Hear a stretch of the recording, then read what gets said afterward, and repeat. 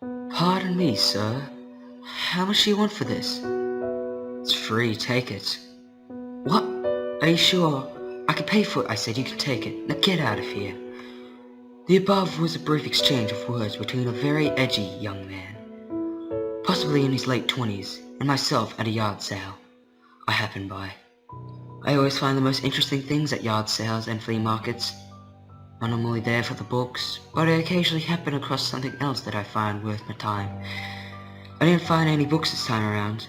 The entire sale seems to be comprised of children's toys, clothes for both little boys and little girls, as well as some items I expect a young married woman to use. Silken night clothes, stack of cheesy romance novels that I had no interest in. I can't read pure romance. I need something like murder or mystery to make it interesting.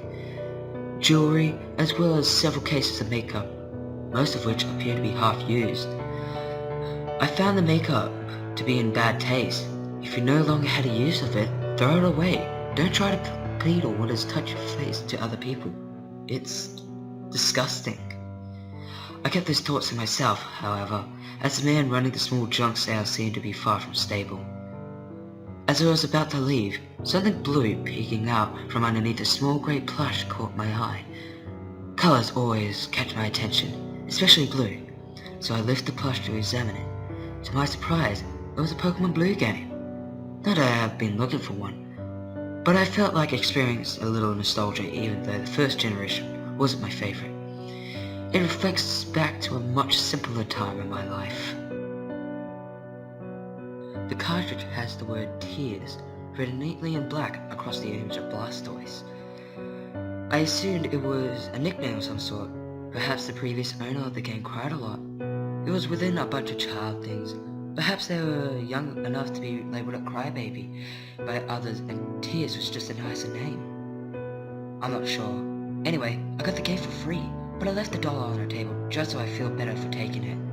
When I got home, I installed the game in my SP and turned it on. The sound of the start up screen was greatly distorted.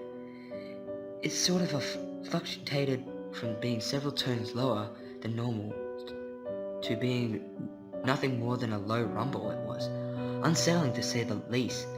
Naturally, I assumed the game was faulty, but I thought I could play through until something froze up on me. The previous owner, this Tears person, still had a game file, as would expect with a used game, but no information about playtime, character name, or anything else of sort was displayed when that option was highlighted. Curious, I chose the previous started game, just to see where they were with everything. A child was bound to have an interesting game with creative names, insight into the innocent mindset that was slowly becoming rarer with each passing years. Upon choosing the previous save game, I was met with a black screen and silence. I felt disappointed. The game seemed to already have messed up on me. I was just about to turn it off when a dialogue box popped up. I began to read, but the text was moving painstakingly slow. I've been robbed with everything. My title as champion, my grandfather's respect, even my Pokemon are dead because of you. I won't stand for this. I will come to find you.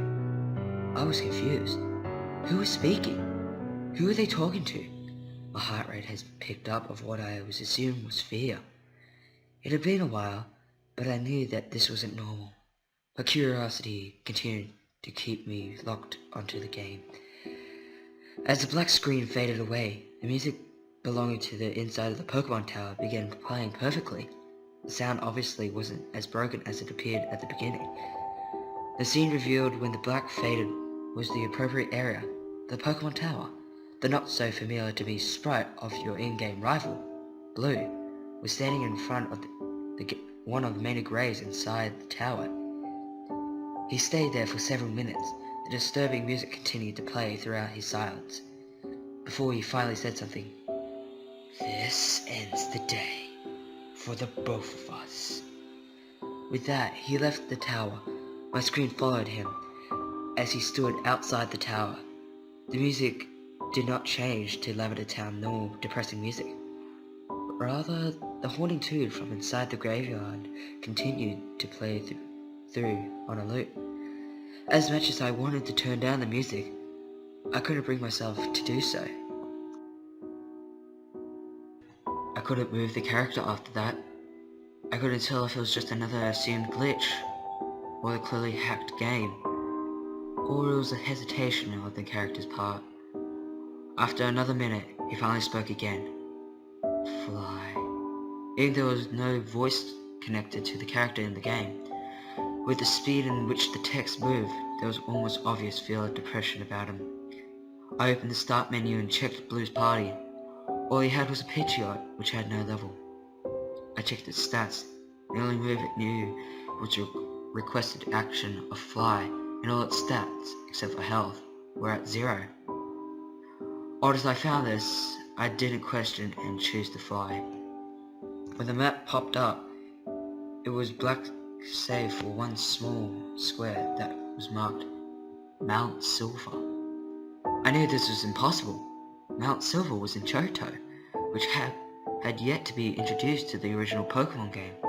Regardless, it was my only destination, so I chose it. The typical animation of the trainer sprite turning into the bird sprite and flying off took place, and sure enough, I landed in front of the cave entrance to Mount Silver. Rather than having the sprite shift back to Blue's sprite, his image moved to the left of the Pidgeot sprite. They faced each other for a minute before a sound much like the entering or exiting of a room played, but in a much higher tone. It sounded as if something had broken.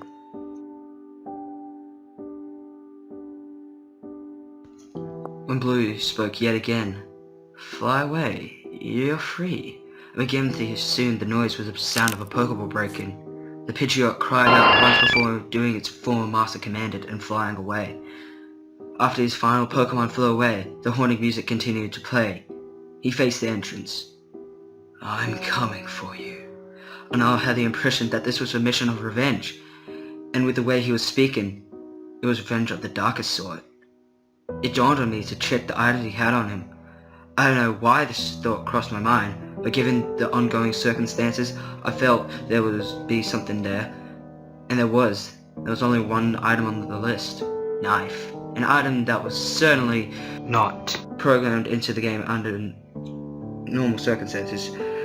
Anytime I picked the option to use it, just to see what it did, Blue said, "Not yet." After that, I was unable to control the character anymore. It was as he wanted me to get him there and see his single item just to get the gist of what he may be planning. But that was it. The rest was all his own. Blue stepped into the cave, and as he trekked through the stone maze of the cave, he never counted any Pokemon, but I could faintly hear distorted cries mixed in with the music. I'm not sure, but I believe that they could feel the negative emotions coming off Blue, and they cried out in concern. Finally, he reached the chamber that harbored Red in the Gold and Silver games. Blue pace slowed a little as he approached his rival, and the music, darker it was already, lowered considerably, making it infinitely darker. As the two rivals faced each other, Red simply greeted Blue with the silence I had become so accustomed to in Pokemon Gold. However, Blue didn't take this very well, as he shouted in apparent anger, "Don't ignore me like you have everything and everyone else." A battle ensued, but the normal music didn't play. The darkened music of the Pokemon Tower continued, but this time other people were home and were becoming quite annoyed with the volume of my music, so I was forced to put in headphones, as I still couldn't bring myself to actually lower the volume. Disturbing as it was, the music had some sort of hold on me. I stared at the game screen as the battle opened up. Obviously, since Blue had no Pokemon, he never called anything out, neither did Red. In the battle option box, the 4 options of Fight, Pokemon, Item, and Run weren't all there. All there was to choose at the moment was Item, so obviously, he chose it. The only item that theirs to use was the one I had mentioned before, Knife. It was quickly selected on its own and went back to the battle scene. Now, the only battle option available was Fight in the Fight menu. Blue only had one attack at his disposal, Murder. I couldn't regain control of the game. There was no option to run. I couldn't bring myself to turn the game off and end what had quickly become a disturbing experience. The only choice there was to sit there and allow Blue to murder Red. After selecting the attack, Blue shouted, "This is for everything!" and a typical attack animation, much like Tackle, played out. Only, instead of a single strike, Blue attacked repeatedly. The dark music in the background began to pick up its pace and become more high-pitched. It was painful to listen to, as it was reverberating through my headphones, but I never removed them. Red's sprite flickered in and out as he took the damage, and his health dwindled down to 0. A gurgle screeching sound broke through the noise of the music, replacing it only briefly as Red's sprite faded into something that looked like more of a decaying body, before fading away completely with the screech. My heart was pounding. I was beginning to get a throbbing headache, and yet my eyes remained glued to the screen. As the remainder of the screen played out, as the music replaced the screen once again, another dialogue box popped up as Blue spoke yet again. See you in hell. The battle option box popped up again. Fight, the only remaining option. Blue selected it yet again, but instead of murder, the attack option available was suicide. There was a moment of hesitation, but Blue finally attacked himself with less fury than he had Red. As his own health fell to 0, a low gurgle screech replaced the high-pitched Pokemon Tower music. His sprite faded away. Only when the decayed sprite faded in, he wasn't facing the battlefield. He faced me. His screech continued on, growing in volume to the point where the pain it caused equaled to a migraine. And yet, I still kept the headphones in, my eyes locked onto the dead hollow eyes of Blue as he continued to scream, before the screen began to flicker. It was slow at first, but it quickly picked up to a rapid strobe effect. The screen grew in volume and pitched one more time before the screen simply cut to black. I held my breath. My heart pounded so hard against my chest that it hurt. I deeply hoped that this was over, but considering the fact that I couldn't move or even hear any noise outside of my headphones, I fearfully assumed that it wasn't. And I was right. White lettering began slowly typing out across the black screen, and as each word formed, I read. I thought I took my revenge. The life you ruined is now fading away. But don't think it's over yet. My suffering has ended, but yours has only begun. I'll be waiting with your strife with a grin on my face. And when it all ends, I'll see you in hell. Though I had a full battery just a moment ago, the light turned red and the system turned off. My nose began to spill blood for several minutes, and I never be able to describe the terror I felt afterwards. I never be able to describe the terror I still feel.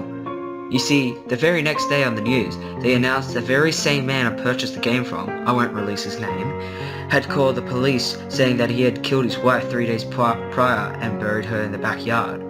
When they reached his house, they found him by the phone, dead. He had slit his throat and committed suicide.